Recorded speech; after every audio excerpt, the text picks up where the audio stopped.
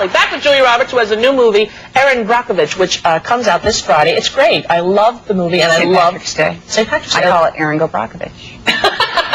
And it's really a wonderful story. Tell everybody what it's about.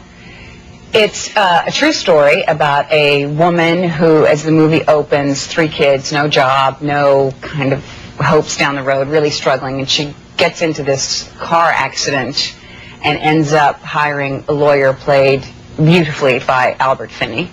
And who I love, and I hate to say this, but I'm saying it anyway. I honestly thought that he had died. I swear to God, I did. And I went to see the movie, and I was like, oh, my God. He's risen. No, really. It's because I get him and Robert Preston confused sometimes. He came back for me. He did. You know. Well, I love him. He's a brilliant actor. Yes. I'm so happy he's still with us. Yes, he's with us. Good. He's very with us. And he's great in the movie. He's so good. And he becomes my lawyer, and we don't win this case, and I kind of throw myself at his mercy, beg him for a job, get a job, and out of that uncover the water toxification of this small town by Pacific Gas and Electric, which is a huge company. And I can only talk about them in this way so much because I don't live in California. Because if I did, I'd be afraid they'd turn off my gas and electric. Exactly.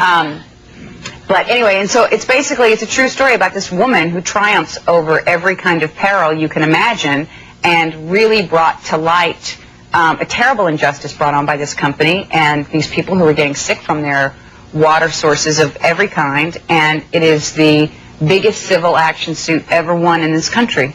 And it is so uplifting. You know, at the end you find yourself cheering. You know, the underdog wins, like a Rocky kind of a story. Yeah. The guy is wonderful. The guy who plays the boyfriend, I've never seen him before. Aaron Eckhart.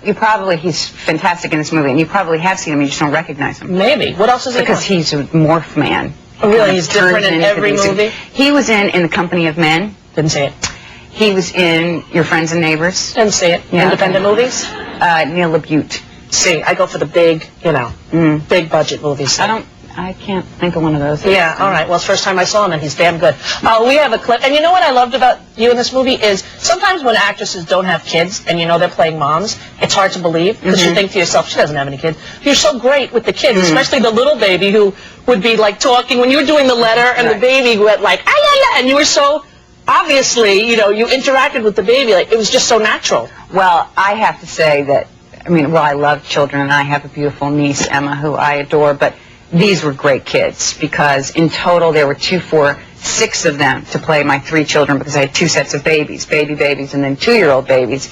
And they were all such great kids and really enthusiastic with what they were doing and really would pay attention and focus and be actors. Yeah, and you forget that it's Julia Roberts, big-time movie star in this movie. You believe it's this character. Take a look. This is when Albert Finney finds out that you are, in fact, now working at the firm after he lost the case for you.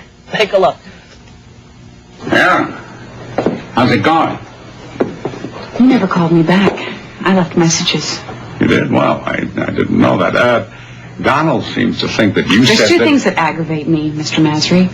Being ignored and being lied to. I never lied. You told me things would be fine. They're not. I trusted you. I'm sorry about that. I don't need pity. I need a paycheck. And I've looked. But when you spend the past 6 years raising babies, it's real hard to convince someone to give you a job that pays worth a damn. Are you getting every word of this down, honey, or am I talking too fast for you?